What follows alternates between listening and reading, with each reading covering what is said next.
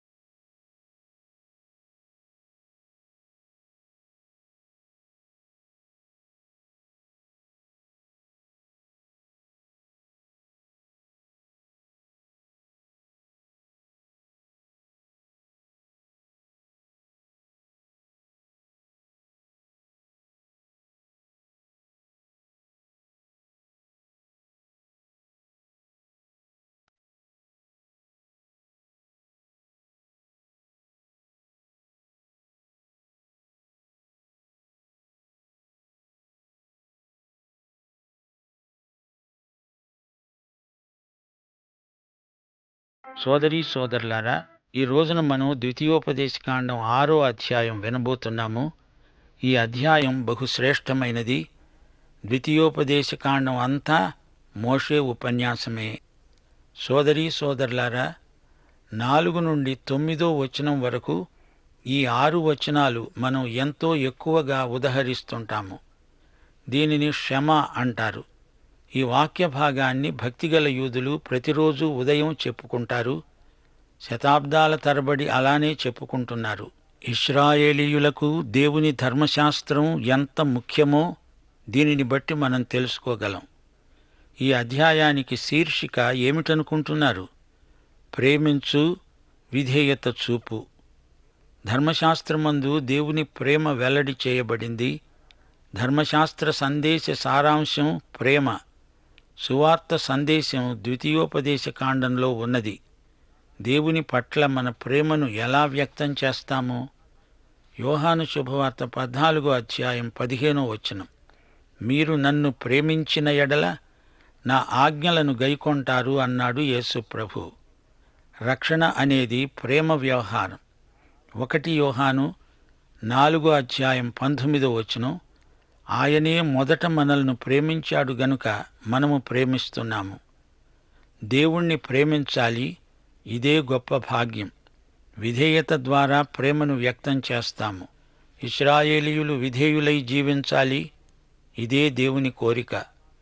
వారికి వారి సంతానమునకు నిత్యము క్షేమము కలుగునట్లు వారు నా యందు భయభక్తులు కలిగి నా ఆజ్ఞలన్నిటినీ అనుసరించే మనస్సు వారికి ఉండిన మేలు అని ద్వితీయోపదేశకాండం 5వ అధ్యాయం 29వ వచనంలో దేవుడన్నాడు. యెషయా 29వ అధ్యాయం 13వ వచనంలో దేవుడంటున్నాడు, ఈ ప్రజలు నోటి మాటతో నా వద్దకు వస్తున్నారు, పెదవులతో నన్ను ఘనపరుస్తున్నారు, గాని తమ హృదయం నాకు దూరం చేసుకొని ఉన్నారు. వారు నా ఎడల చూపే భయభక్తులు మానవుల విధులను బట్టి వారు నేర్చుకొన్నవి. ఒకసారి సమూయేలు సౌలును గద్దిస్తూ అన్నాడు, తాను సెలవిచ్చిన ఆజ్ఞను ఒకడు గైకొనుట వలన యెహోవా సంతోషించేటట్లు ఒకడు దహన బలులను అర్పించుట వలన ఆయన సంతోషిస్తాడా? ఆలోచించు. బలులు అర్పించుట కంటే ఆజ్ఞను గైకొనుట, పొట్టేళ్ల కొవ్వు అర్పించుట కంటే మాట వినటం శ్రేష్టం. 1 సమూయేలు 15వ అధ్యాయం 20వ వచనం. ఒకసారి యేసుక్రీస్తు పేతురును పరీక్షిస్తూ అన్నాడు, యోహాను కుమారుడవైన సీమోను, నీవు నన్ను ప్రేమిస్తున్నావా? యోహాను సువార్త 21వ అధ్యాయం 16వ వచనం. సోదరీ సోదరులారా, పరలోకం అద్భుత సీమ. మనం అక్కడికి వెళ్ళినప్పుడు యేసుక్రీస్తు ప్రేమ ఎంత అపరిమితమో తెలుసుకుంటాము. ఆయన మన కోసం ప్రాణం పెట్టాడు. ఆ ప్రేమను అనుభవించిన మనం అందర్నీ ప్రేమిస్తాము. అందరూ మనల్ని ప్రేమిస్తారు. అందుకే పరలోకం అద్భుత సీమ. దేవుని ప్రజలు దేవునికి సంపూర్ణంగా విధేయులు. ఎప్పుడైనా వీరు మాట తప్పవచ్చు గాని దేవుడు ఎన్నడూ మాట తప్పడు. ఒకసారి శాస్త్రులు కొందరు యేసు ప్రభువు దగ్గరికి వచ్చి ఆజ్ఞలన్నిటిలోకి గొప్పది ఏది అని అడిగారు. మార్కు సువార్త 12వ అధ్యాయం 28 నుండి 31 వచనం వరకు. యేసు అన్నాడు, ప్రధానమైనది ఏదనగా, ఓ ఇశ్రాయేలు విను, మన దేవుడైన ప్రభువు అద్వితీయ ప్రభువు. నీవు నీ పూర్ణ హృదయముతో, నీ పూర్ణాత్మతో, నీ పూర్ణ వివేకముతో, నీ పూర్ణ బలముతో నీ దేవుడైన ప్రభువును ప్రేమించాలి అనేది ప్రధానమైన ఆజ్ఞ. సోదరీ సోదరులారా, దేవుణ్ణి ఇంత గాఢంగా ప్రేమించగలవారు ఎందరున్నారు?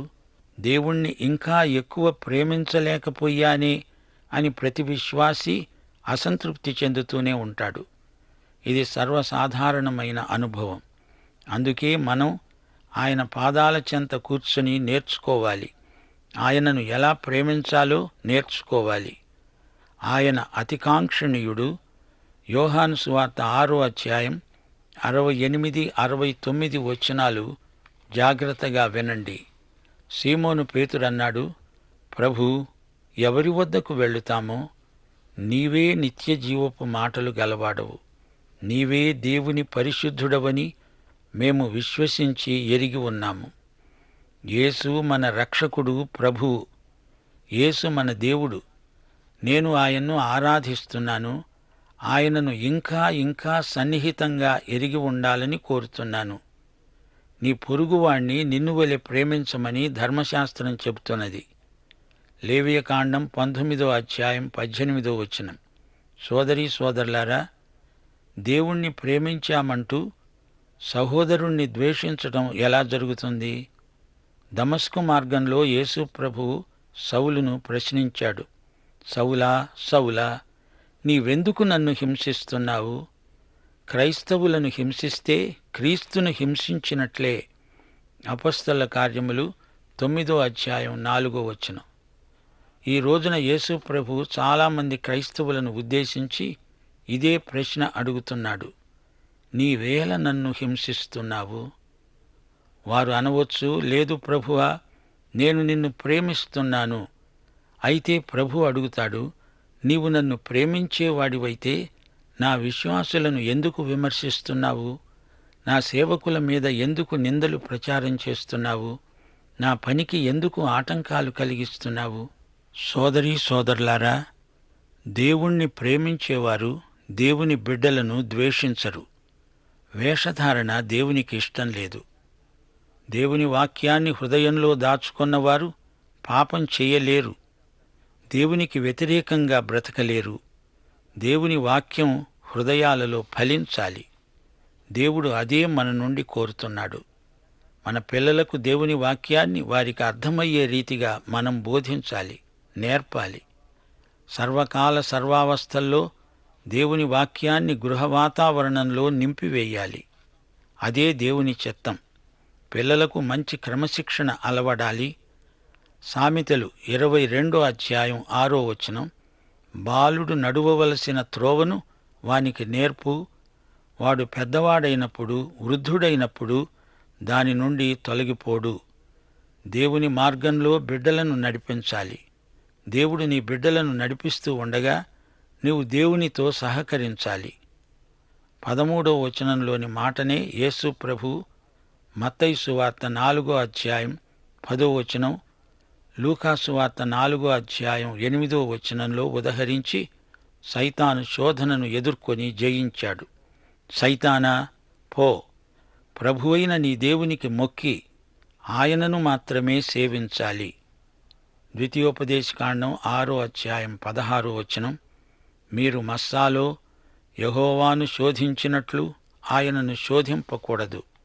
యేసు ప్రభువు సైతాను శోధనలను ఎదుర్కొంటూ లూకాసు వార్త 4వ అధ్యాయం 12వ వచనం, మత్తయి సువార్త 4వ అధ్యాయం 7వ వచనంలో అన్నాడు, ప్రభువైన నీ దేవుణ్ణి శోధింపవలదు. యేసు ప్రభువు శోధనలను జయించడానికి ద్వితీయోపదేశం కాండం నుండి ఉదహరించాడు. సోదరీ సోదరులారా, దేవుడు తన ప్రజలను వాగ్దత్త భూమిలోకి తెచ్చి వారిని అందులో ప్రవేశపెడతాడు. అలాగే దేవుడు మనలను లోకమనే ఈజిప్టు నుండి విమోచించి పరలోకమనే కనానులో ప్రవేశపెడతాడు. రోమాపత్రిక 4:25 ఆయన మన అపరాధముల నిమిత్తం అప్పగింపబడి మనము నీతిమంతులముగా తీర్చబడడానికి లేపబడ్డాడు. యేసే మన విమోచకుడు, యేసే మన నీతి. మనం రక్షించబడ్డాము, మనకు నిత్య జీవం ఉన్నది. 1 యోహాను 5:11-12 దేవుని కుమారుని అంగీకరించేవాడు జీవము గలవాడు, దేవుని కుమారుణ్ణి అంగీకరించనివాడు జీవము లేనివాడే. దేవుడు మనకు నిత్య జీవము దయచేశాడు. ఈ జీవము ఆయన కుమారుని యందున్నది. మనం రక్షించబడుతూ ఉన్నాము. మనల్ని దేవుడు తన కుమారుడైన యేసుక్రీస్తు పోలికకు మారుస్తూ ఉన్నాడు. ఫిలిప్పీ పత్రిక 2:12-13 భయముతో వణకుతో మీ స్వంత రక్షణను కొనసాగించుకోండి. ఎందుకనగా మీరు ఇచ్చయించడానికి, కార్యసిద్ధి కలుగచేసుకొనడానికి, తన దయాసంకల్పము నెరవేరడానికి మీలో కార్యసిద్ధి కలుగచేసేవాడు దేవుడే. రక్షణ పొందిన వారు రక్షణను కొనసాగించుకోవాలి. మనము రక్షించబడతాం. భవిష్యత్తులో మనకు పరిపూర్ణ రక్షణానుభూతి కలగబోతున్నది. 1 యోహాను 3:2 ప్రియులారా, ఇప్పుడు మనము దేవుని పిల్లలమై ఉన్నాము. మనము ఇక ఏమవుతామో అది ఇంకా ప్రత్యక్షపరచబడలేదు గాని ఆయన ప్రత్యక్షమైనప్పుడు ఆయన ఉన్నట్లుగానే ఆయనను చూస్తాము గనుక ఆయనను పోలి ఉంటాము అని ఎరుగుదుము. ఆయన వచ్చినప్పుడే మన రక్షణ జీవితానికి సంపూర్ణ సిద్ధి. సోదరీ సోదరులారా, దేవుని ధర్మశాస్త్రంలోని ఆజ్ఞలు గైకొన్న వారికి దీవెనలు. దేవునికి భయపడడం అంటే దేవుని మహిమ ఎదుట నిర్దోషముగా ఉండడానికి సిద్ధపడడమే. దేవుడు మన తండ్రి, మనం ఆయన బిడ్డలం గనుక ఆయనంటే మనకు ప్రేమ ఉంటుంది. ఎక్కడ తప్పు చేస్తామో అనే భయం కూడా ఉంటుంది. దేవుడు మనకు తండ్రి నిజమే. ఆయనే ధర్మశాస్త్రకర్త, ప్రదాత. దేవుని న్యాయాన్ని మనం గుర్తించాలి. ఆయన కనికరాన్ని, దీర్ఘశాంతాన్ని కూడా గుర్తించాలి. దేవుని భయము లేకుండా ఎవరూ చైతన్యవంతంగా ఆయనతో నడవలేరు. అన్ని తరాలలో కొనసాగవలసిన విధి విధానమిదే. దేవునికి భయపడేవారు తమ పిల్లలను నీతి మార్గములో నడిపిస్తారు. దేవుని పట్ల భయభక్తులు పిల్లలు తల్లిదండ్రుల నుండే నేర్చుకుంటారు. హెబ్రీ పత్రిక 12:28 మనము నిశ్చలమైన రాజ్యమును పొంది దైవ కృప కలిగి ఉందాము. ఆ కృప కలిగి వినయ భయభక్తులతో దేవునికి ప్రీతికరమైన సేవ చేద్దాము.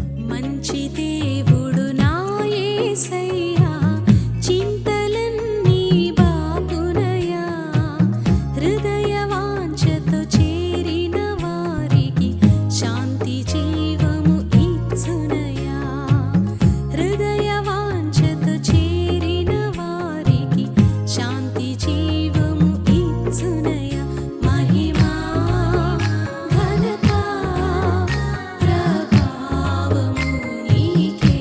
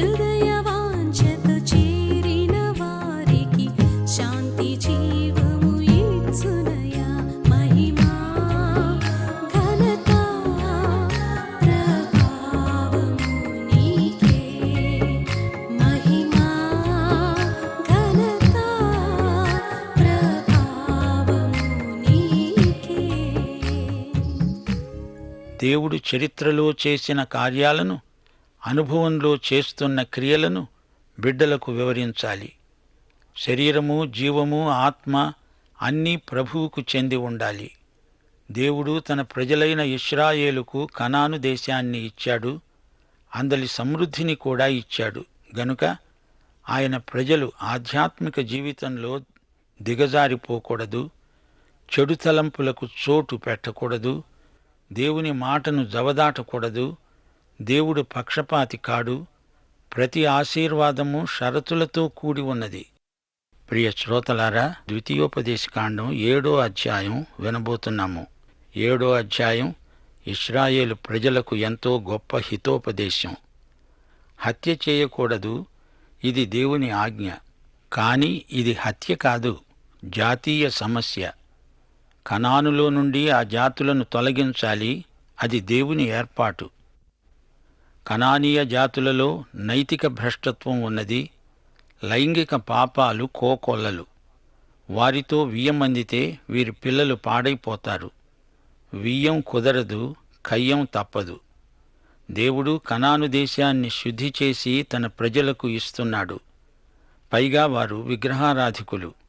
అందుచేత వారిని తొలగించక తప్పలేదు.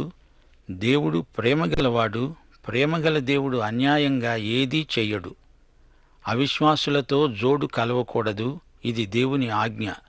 నీ దేవుడైన యెహోవా తానే దేవుడని, తనను ప్రేమించి తన ఆజ్ఞలను అనుసరించి నడుచుకునే వారికి తన నిబంధనను స్థిరపరిచేవాడు, 1000 తరాల వరకు కృప చూపేవాడు, నమ్మదగిన దేవుడు, దండన విధించి బహిరంగముగా నశింపచేయగలవాడు. ఆయన తనను ద్వేషించే వాని విషయము ఆలస్యం చేయక బహిరంగముగా శిక్ష విధిస్తాడు. దేవుని సౌశీల్యం ఎంతో పరిపూర్ణమైనది. ఆయన మాత్రమే దేవుడు, విశ్వసనీయుడు, నమ్మదగినవాడు. ఆయన యెహోవా శాశ్వతుడు, నిత్యుడు, ఎలోహీం అనగా సృష్టికర్త. ఆయన సర్వశక్తిమంతుడు, మహాబలసంపన్నుడు. తన నిబంధనను నెరవేర్చేవాడు. తనను ప్రేమించే వారిని కనికరంతో చూస్తాడు. తన ఆజ్ఞలు గైకొనే వారిని ప్రేమిస్తాడు.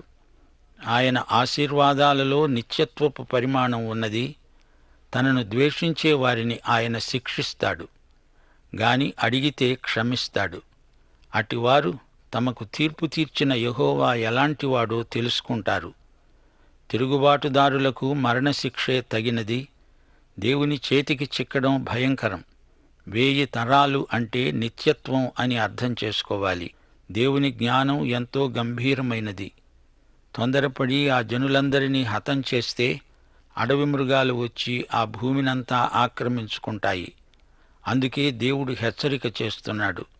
ఈ జాతులన్నీ పూర్తిగా అంతరించిపోతేనే గాని ఇశ్రాయేలుకు సుఖశాంతులుండవు. ఇందులో ఒక సత్యాన్ని మా శ్రోతలు గమనించాలి. ఈ అన్యజాతులు గుణపడడానికి, మారుమనస్సు పొందడానికి దేవుడు 430 సంవత్సరాల వ్యవధి ఇచ్చాడు. దేవుడు అన్యాయస్థుడేమీ కాడు. వారి అక్రమ పాత్ర నిండింది. దేవుడు చర్య తీసుకుంటున్నాడు. దేవుడు ప్రేమ కనికరములు గలవాడు. పాత నిబంధనలో గాని కొత్త నిబంధనలో గాని దేవుడు ఒక్కడే. కనాను దేశంలో ఉన్న జాతుల పేర్లు ఇక్కడ చెప్పబడినాయి. హిత్తీయులు, గిర్గాషీయులు, అమోరీయులు, పెరిజ్జీయులు, హివ్వీయులు, యెబూసీయులు. ఇవన్నీ పెద్ద జాతులు. వీరినందరినీ ఇశ్రాయేలీయులు జయించాలి. వారితో రాజీ పడకూడదు. వారిని నిర్దాక్షిణ్యంగా హతమార్చాలి. వారి పూజాస్థానాలను ధ్వంసం చేయాలి. ఇది క్రూరత్వం కాదు, న్యాయాధిపతి తీసుకొనవలసిన చర్య.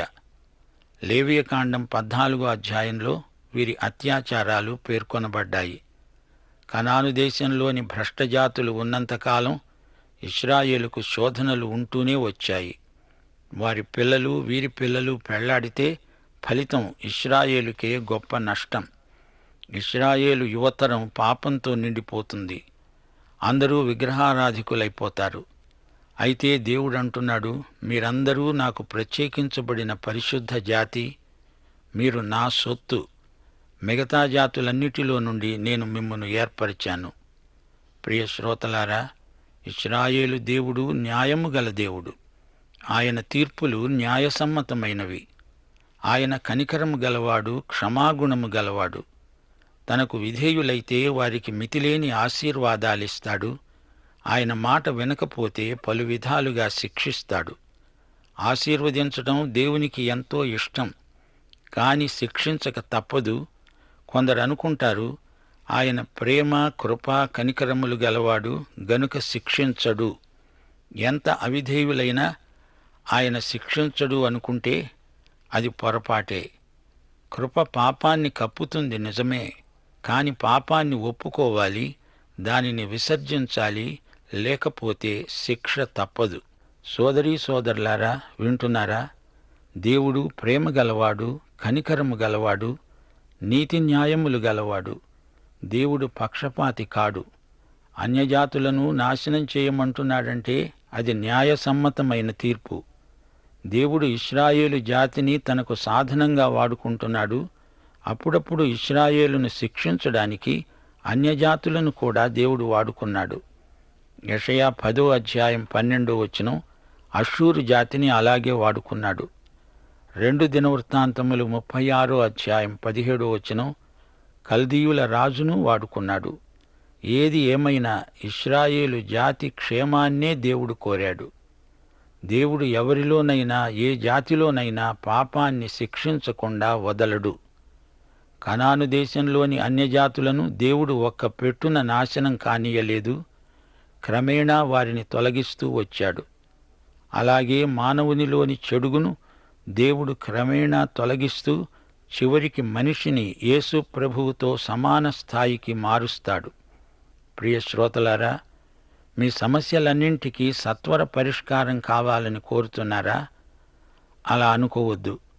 ఒక్కొక్క అడుగే వేస్తూ సమస్యలను దాటుతూ యేసుతో ప్రయాణించాలి.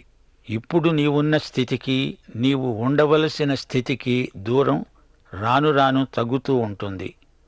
జీవితమంతటిలోకి ఇది గొప్ప అద్భుతమని గ్రహిస్తావు. సోదరీ సోదరులారా, ద్వితీయోపదేశకాండం ఉద్రేకభరితమైన గ్రంథమని మీకు అనిపించటం లేదా? ఆలోచించండి. మనము మన ప్రత్యేకతను కాపాడుకోవాలి. శోధనలకు లొంగకూడదు. భక్తి జీవితానికి అర్థం వాక్యానుసారమైన జీవితం. ఈ విషయంలో మా శ్రోతలకు కొన్ని హెచ్చరికలు చేయగోరతాము. ఈ అవిశ్వాస లోకంలో భక్తిగా బతకడం ఎలాగా? ఆధ్యాత్మిక బలం మనకు ఎలా ప్రాప్తిస్తుంది? ఈ ప్రశ్నలు మనకు తరచుగా ఎదురవుతూ ఉంటాయి. క్రైస్తవ విశ్వాసం అనగా భక్తి జీవితం, దేవుని వాక్యానుసారమైన జీవితం. ప్రతి విశ్వాసీ స్థానికంగా ఒక సంఘ సహవాసంలో ఉండాలి. అది భక్తి జీవితానికి ఎంతో దోహదపడుతుంది. క్రైస్తవ ప్రత్యేకత ఏదో ఒక సిద్ధాంతానికి, ఏదో ఒక సాంప్రదాయానికి పరిమితమైనది కాదు. యేసుక్రీస్తుతో వ్యక్తిగత సంబంధ సహవాసమే క్రైస్తవ భక్తి. మనకు క్రీస్తే మాదిరి, క్రీస్తు ప్రబోధమే మన ప్రమాణం. ఆత్మ ద్వారా క్రీస్తు సన్నిధిని అనుభవించటమే భక్తి. క్రైస్తవులు క్రీస్తు ప్రజలు, ఆయనకు చెంది ఉన్నారు. అనగా దేవునికి, తోటి మానవులకు, మనస్సాక్షికి బాధ్యులమై జీవిస్తాము. దీనిని మించిన ఆధ్యాత్మిక అనుభవం మరొకటి లేదు. ఈ ఆధ్యాత్మిక అనుభవం క్రీస్తునందు కేంద్రీకృతమై ఉంటుంది. మన భక్తి సృజనాత్మకమై అనేక మందికి మేలు చేకూరుస్తూ ఉంటుంది. ఇశ్రాయేలు చరిత్ర నుండి మనము నేర్చుకునే పాఠమిదే. అనేకసార్లు క్రైస్తవ భక్తులు ఆత్మలో వేదన చెందడం పరిపాటి. ఏలియా, ఇర్మియా మొదలైన భక్తులు కొన్ని సందర్భాలలో ఆధ్యాత్మికంగా వెలితిపడిపోయినట్లు గుర్తించగలం. దావీదు మహారాజు ఎన్నోసార్లు సంఘర్షణల మధ్య అట్టిట్టయిపోయాడు. దీనికి కారణం ఏదో పసికట్టడం కష్టం. క్రైస్తవ విశ్వాసి ఏదైనా పాపాన్ని ఒప్పుకోకుండా దాచిపెట్టుకుంటే అట్టి బలహీనత ప్రాప్తిస్తుంది. అనేకసార్లు భక్తుడు అతిగా పనిచేసి అలసిపోయి ఉండవచ్చు. మన శక్తికి మించిన పరిస్థితులు కారణం కావచ్చు. అయినా దేవుడు మనకు తోడై ఉంటాడు. పాఠం ఇంతటితో సమాప్తం. మన ప్రభు అయిన యేసుక్రీస్తు వారి దివ్య కృప, తండ్రి అయిన దేవుని పరమ ప్రేమ, పరిశుద్ధాత్మ అన్యోన్య సహవాసము మనకందరికీ సదాకాలము తోడై ఉండునుగాక. ఆమేన్. ఈ కార్యక్రమం మీకు నచ్చిందా? అయితే వెంటనే మిస్డ్ కాల్ ఇవ్వండి. బహుమతి పొందే విజేత మీరే కావచ్చు.